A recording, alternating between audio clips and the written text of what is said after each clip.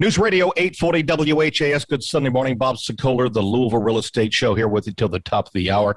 We got a lot of stuff going on, jam-packed show, and I'm actually out of town as we're putting this together down in near Destin, Florida. So with Greg and my kids and grandkids taking a couple of days off, but be back later on this afternoon here in Louisville on Sunday. With me, come from his office already this morning, Randy Rocky, Swan Financial. You can reach Randy directly on his phone line, 645-0736.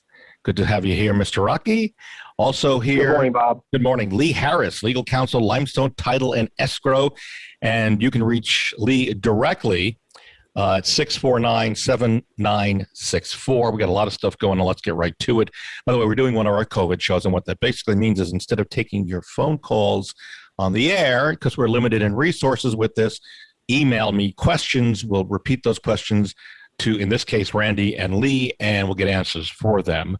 And for you, you can send those questions, bob@WeSellLouisville.com, put in the subject line radio question, and put the question in the body of the email. All right, news making its way around so far this week. Mortgage rates fell slightly this week, but not enough to light a fire under mortgage demands, total mortgage applications. And Randy, tell us if you've seen this volume decreased 3.1% for the week. That's according to the Mortgage Bankers Association, their seasonally adjusted index. How are you seeing mortgage rates? Have they, even though interest rates dropped a little, have you seen a slowdown or speed up in mortgage applications? Yeah, I've seen a little slowdown, Bob. So I think they're very accurate on those numbers. And, and the other thing is, to a certain extent, and I think you'll probably elaborate on this, is there is some, not all, but there is some frustration on people trying to find a home. It's still a pretty challenging task. You know, you're reading my mind, and good for you, because the story is that home buyers are feeling pretty discouraged by the housing market these days. The latest Fannie Mae Home Purchase Settlement Index shows that 35% of consumers believe now is a good time to buy a home. That's down from 47% in April. And those who believe it's a bad time to be a home buyer increased to 56% from 48%. And Lee, are you hearing concerns at the closing table and from the people you talk to about just the shortage of inventory and how difficult it is to find a home? Absolutely, all day long. That's, what I do answer a lot of legal calls for agents and brokers and buyers and sellers, and it changes over time, but the last few months, that's the only trainings I do, and that's the only calls I really get is, how do we get our buyers' offer up to the top? What creative things can we do? The buyers are getting frustrated because, they've lost out on, 8 different homes so far or whatnot. So, it's a problem. Yeah. Talk. Yes. Yeah. So just FYI, to make matters worse to some level, the problem with the lumber is continuing. Lumber industry veteran Kyle Little told this past week CNBC that it's a sensible decision to hold off on beginning discretionary building projects due to high wood costs. The job that would have come up now, he says, the prices have tripled and quadrupled, and he says we do not expect to see relief for at least the next 6 to 12 months. Although prices are going to come down, it may be as much as 24 to 30 months before we see them come down, but he does not expect those lumber prices to ever come back to where they were pre-pandemic. That's a big concern for, I'm sure, everybody who is listening right now. Moving on, let's move to VA loan. So we know there's a conventional loan, there's an FHA loan, and then there's a VA loan. And Randy, I want to throw this into your lap here. Can we go through what the key elements are? I know the first one, I'll bring up the topic you come up with, give us kind of an idea. One of the advantages, and of course a VA loan is a Veteran Administration loan for veterans, the folks who have served their country, both men and women. No down payment is the first one, and that's a big plus, right, Randy? Yes, no down payment, no PMI, and the best rates on the market. So VA has done a great job helping the veterans in that scenario and buying a home. One of the other things is that the credit score that's required is more lenient. You got a rundown of what a vet can need for a VA loan in terms of a credit score? Yes, you don't have, it's called HIT. So as you know, in conventional, when you get in the, below the 660 mark, then you go into FHA, which has higher private mortgage insurance. And you can go 660 to 620, and FHA really go down to 580, but the 620 is kind of the market. VA, you can go down to 620 and get it as just an incredible credit. It's just an incredible rate at 620. While we're talking about VA loans, Lee and Randy, one of the things we've talked about in the past on this show, and it continues to be a concern for buyers and for buyers' agents, is when a buyer wants to use an FHA loan. The concerns are from a seller's perspective that the buyer isn't qualified enough to be able to use a conventional loan. Randy, anything that you can add to the ability of a buyer to use an FHA loan and get a purchase of a home? Because we're seeing a lot of frustrated buyers who are qualified for FHA but no more than that. Well, that's a great topic. What has happened, Bob, is FHA back in the 80s and 90s was very difficult to do. There were a lot more restrictions on, downspouts and bushes. And there was a whole plethora of things that you would have to do to close the loan and close the purchase. And that's all gone away. And sincerely, and I know that a lot of people don't understand this, but an FHA loan is just as easy to close as a conforming loan. They're both very similar now. There's when you get into a little bit more particular area, it's called a USDA loan, which is out in rural areas, and that has a lot less private mortgage insurance. But as far as it really, which is the biggest portion of the United States, and FHA and conventional are very similar products now as far as appraisal, closing, all the above. Yeah, and I think the problem is that there is a stigma that surrounds an FHA loan. And Lee, from the standpoint of all of us in this industry who are taught to respect everybody who we deal with, work with, there appears that sometimes it is a problem where, and you speak to this from an ethical standpoint, where the folks who are qualified for FHA loans could be discriminated against just because they are qualified for an FHA loan. Your thoughts? That's possible, but it does, it's really, I kind of agree with Randy that there might have been a stigma, but that stigma really shouldn't be there anymore because, it's just one of the loans that's out there that people can get. And you might be actually doing a different product, and your lender might say, "Hey, go for FHA. It's got a better deal for you, or better terms for you under these circumstances." So, yeah, I don't think anybody out there should be telling a seller if you are presented with an offer from someone and it says on the contract that it's going to be an FHA loan. I don't think they should be able to presume or should advise their sellers to presume that that person is less financially qualified or anything like that, because it's just a product that's on the market that, is available for people to access. Yeah, totally agree. But the fact is it's out there. There's concern. We hear it. And my goal by discussing it is maybe to put the fears of any seller who's dealing with an FHA loan aside. In fact, you could always reach out. And we've actually had this done, to reach out to Randy, and he can discuss with you the good and the bad, if there is a bad to the FHA loan, and Lee as well can help you with that. So let's move on. Homeowners are bracing for severe weather this season. Listen, let's face it, the rain this past week was pretty heavy on a couple of days, and now apparently 68% of about 1,000 U.S.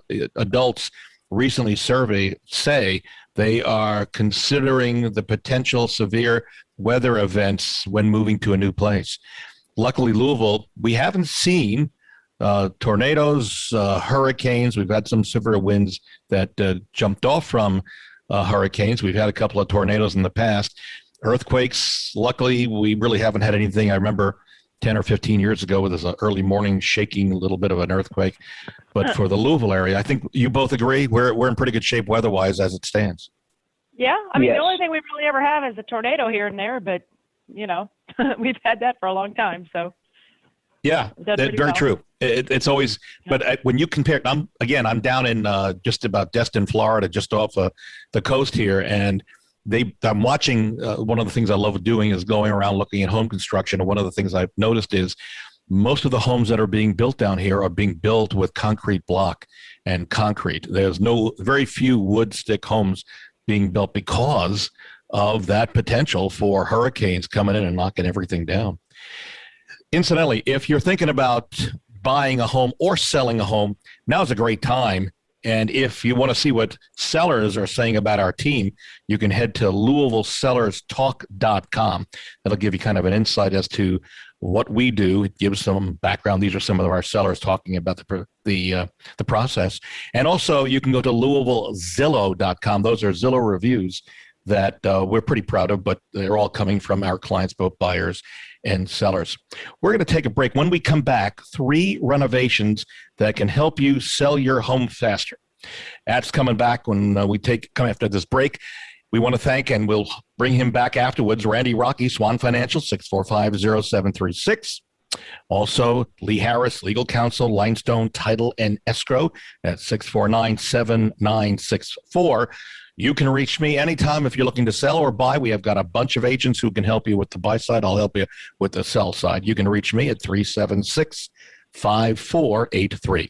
We're back in a moment on News Radio 840 WHAS. News Radio 840 WHAS, Bob Sokoler, the Louisville Real Estate Show. Thank you, Barbara Corcoran, my mentor and friend of Shark Tank fame. If you want to reach me about getting your home on the market and sold, you can call 376-5483. That's 502-376-5483. Day or night, weekends as well. Here with us as well, continuing to the top of the hour, Randy Rocky, Swan Financial at 645-0736. And Lee Harris, Legal Counsel, Limestone Title and Escrow at 649-7964. Incidentally, my son Greg is here in Florida with us, but he's outside watching the kids in the swimming pool as part of this deal that we rented down here. So that's why he's not on the show. If you are wondering, what can you do to fix up your home to help it sell faster in this market? A couple of 3 renovations that I think will help you. First of all, a kitchen. A dated kitchen is one of the biggest turnoffs for a potential home buyer. A kitchen that's been renovated using quality materials often draws people in and causes them to overlook other potential floors. Therefore, a kitchen renovation can be a great investment to make before you sell a home. By the way, I've always said kitchens and master bathrooms, the 2 main things that help your home sell faster. Also a roof, and since the roof is rarely seen except when you're coming and going from the house, it might not seem like the best place to spend your renovation dollars. However, if you can state on your home's listing that the roof was recently replaced or new, you may gain more interest, potentially helping you to sell your property not only more quickly, but for more money. And then the bathroom. As I mentioned, moving back inside, a bathroom renovation is a great way to maximize the effectiveness of your remodeling budget. And after all, no one wants to feel like they're living in someone else's dirt in a bathroom. So those are the 3 things I would highly suggest that you think about. If you are thinking about selling in the next 3, 4, 5 years, it'll help you get going, but get them done sooner than later. Get on the books, because a lot of the renovation companies are slam packed with people who want to get these things done. All right, to the questions that we've got. So, Lee, this first one is for you. From Betsy is saying an inspector inspected her home. A window in the garage was broken. In the meantime, the buyer wants out of the contract. So Betsy is saying she won't release that contract until the window is fixed. From a legal perspective, your thoughts? Okay, well, luckily for Betsy, this is addressed actually in the Louisville Realtors contract. It basically states that if there's any damage by the inspector, then if the buyer doesn't purchase the property for any reason, the buyer shall pay the seller for the full cost of repair or replace the damaged item themselves. So she's got that in the contractual language that already exists. It that also survives the closing if there is a closing, and it can be enforced even if the parties release the contract. So she's got it from all angles. What she could do, I guess, in order to have the money in hand, is to negotiate the release, but take out the money that would fix the window, or say to the buyer, as I guess she has, which is fine, I'll release you, but before I sign the paperwork, I want you to send a professional out here to get it fixed. But it is contractual. It's not debatable. She's entitled to have that fixed by the buyer, whether they close or not. So the question then I've got for you on behalf of and all other listing and buying agents is, doesn't the inspector hold some part of this to get this done because they're the one who broke it? Sure. Yes. Contractually between the buyer and seller, it's the buyer's responsibility to make sure this gets paid for and fixed. But certainly that buyer does have a contractual relationship with their inspector. And if the inspector is the one who actually broke it, that absolutely the buyer should go to that inspector and say, I had to pay $100 to get this window fixed or whatnot, or go straight to them and say, why don't you send someone out there to fix it? But the what you call privity of contract is between the buyer and seller, and then between the buyer and inspector. So if the inspector is willing to go ahead and do it, that's great. But if not, then the buyer could go out of pocket and then get the inspector to reimburse them. Let me turn this, Lee, a little bit on the ear of the question and ask you, let's say a buyer agent and a buyer are walking through a home, and the buyer accidentally breaks something in the home. So who's responsible for it then if the seller comes home and finds something broken in their house? Well, if the buyer actually broke something, then it would be the buyer's responsibility, to have that, to pay for that to be fixed. If it was something that was negligent on the part of the seller, then their homeowner's insurance could take care of it. For example, if they left something out in the floor and it got tripped over and therefore it got broken, that would be negligent because they knew someone was coming in their home. But if the buyer simply just broke something, on the showing, then the seller's homeowners would probably still cover it, but it doesn't mean that they couldn't recover from the buyer for breaking something in their home if they were not negligent in having it broken. That's why the buyer's agent, of course, is watching the buyer, and if the buyer has kids with them, unfortunately, if the buyer refuses to pay for it or says, no, my kid didn't do that, we got a catch-22 scenario here, which I'm not sure is going to end well for anybody. Right. That's true. And it has happened. I know. I heard of a situation one time where the people pushed the door open to the dining room and knocked over the entire, china cabinet. Oh, no. So when the sellers came home, their china was all broken. So they weren't very happy about that. How was that? Do you know how it was remedied? Because that's. They got the money from their homeowners, but they sought it back from the buyers. Oh, boy. Wow. Yeah. All right. We move on. This is for Randy. Amy writes in, because of health circumstances, she doesn't have a lot of money, and she's put a lot of her charges and bills on her credit cards, and now the credit cards are eating her alive. And she's lived in her house 25 years. I suspect she's got some equity there, Randy. And she's asking, can she refinance and use some of that money that she has in her house to pay off those credit card bills? Or she says, is there another option that she should explore? Randy? I think absolutely. Right now, with rates being low, is to do debt consolidation, which I do a lot of, and get that low fixed rate rather than paying 21%.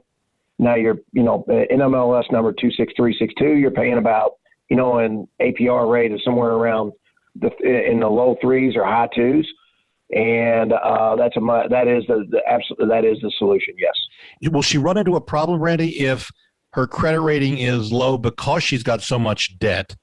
How do you handle something like that? If that's the case, we can't put them in credit repair, and that does happen sometimes. But most of the time, we have some avenues to go ahead and get them refinanced. While we're talking about that, for everybody who's listening who may be renting a home or has friends or kids who are renting who want to buy, I read a report this past week that there are so many people who would much rather be buying than renting. But right now, one, they may not be able to find a home, and that will pass. It shall pass. But two, their credit may be in the dumper or they've got a lot of bills. We should point out credit repair is a valuable option for anybody who needs to do some work on their credit, correct? That is correct. It is a very viable option. It just, the one thing that has happened in the past and has been very challenging is people executing what the credit repair specialist tells them to do. And I can't emphasize enough, they're doing that for a reason, to help you improve your credit score. So please follow what they ask you to do, and everything usually works out very well. Okay, we move on. Lee, for you. Yes. Arnie is a buyer, and he wants to be at the house he's buying during the inspection. Arnie's agent apparently is not going to be there, and the seller's agent is suggesting that Arnie, as the buyer, and his family not be in the home while the inspector is doing the inspection. And Arnie is wondering, well, how will I know about the home if I'm not allowed to be in the home when the home is being inspected?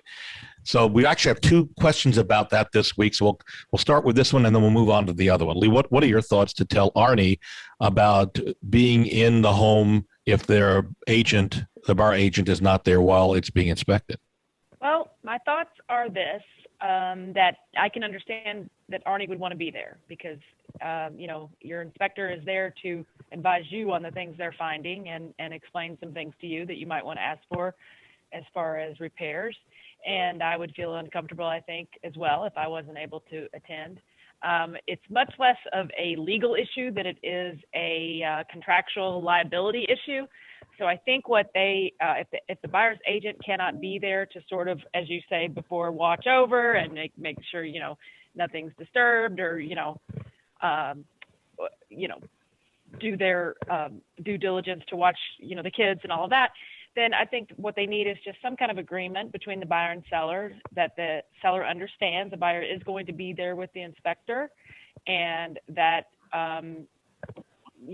unfortunately the buyer's agent cannot attend, but that they are in agreement that the buyer can participate. So is there any paperwork on our systems at the Greater Louisville Association of Realtors that has that type of language in place that would allow the seller to be there, and if the buyer does something, breaks something, that the buyer's responsible? Or would an attorney like yourself have to write something like that? Yeah, there's not really anything already drawn up because typically the agents will be there or the agent will be there.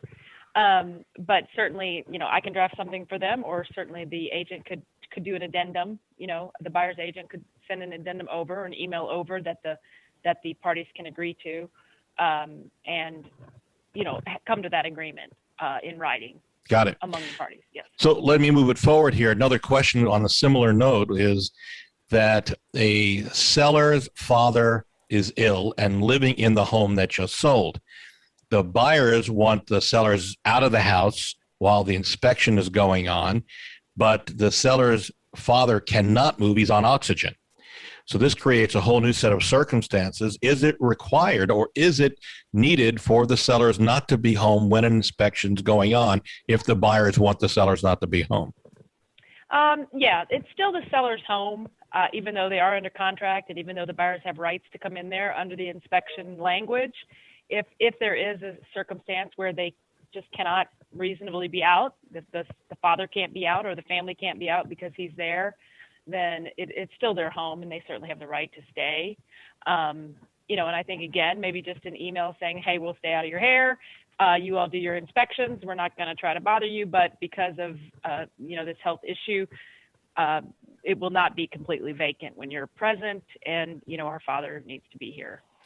And I think that's reasonable on both sides. It sounds reasonable. There is concern, though, from buyers that if the seller is home or a relative of the seller is home, the concern generally is that the seller may try to influence the inspector. Oh, this is just brand new, or this would distract the inspector. Not saying that that's going to happen, but that is a concern that I've heard from buyers if a seller is home, all right? Absolutely, yeah. And typically buyers don't want the seller there for that reason, or because they feel like the inspector can be much more open about issues if sitting there listening to them, talk about their home that they still currently own. But perhaps part of that agreement, because the seller is the one asking for this, part of that agreement will be that the seller will not communicate with the inspector while they are present. They will simply stay in that room wherever the father has to be, and they will not communicate with the buyer's inspector. And what I hear you saying is work this out ahead of time, make sure everybody is on the same page before it happens. Yeah, I got you. Randy, last question from you. We are talking about interest rates are hovering right now and I'll say it's somewhere in the low threes to high twos, more like the low threes. Lumber prices are way, way up. And there are a lot of people who are wondering if they're going to build, do they wait for lumber prices to go down and interest rates to take a gamble on them not going too terribly high, or do they bite the bullet, build a new house with lumber prices the way they are, pay the extra dollars for the lumber to build the house, but get a lower interest rate? Have you got any suggestions to everybody who's listening on that? Yes, that's a great question. Again, in my opinion, you go ahead and build, and a couple reasons why.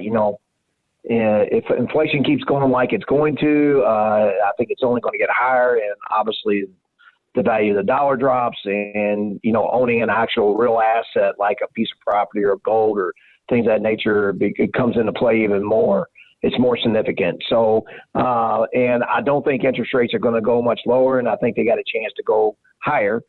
So with that being said, I think you go ahead and build the home. Good stuff. All right. I think that makes a lot of sense. We are out of time, believe it or not. My thanks to Lee Harris, who is legal counsel over at Limestone Title and Escrow. We love her dearly because all of us as agents go to her whenever we have a problem or concern or question. You can reach Lee for yourself at 649-7964. Thanks, Lee. Also, thank you. Randy Rocky, his team over at Swan does a phenomenal job, Swan Financial, and you can reach Randy at 645-0736. Thanks for being there, Randy. And again, if you are looking to sell your home, this is now the perfect time. If you are thinking we can help you, call me today if you want on my cell phone, 376-5483. We will see you next Sunday, 8:30 a.m. on News Radio 840 WHAS.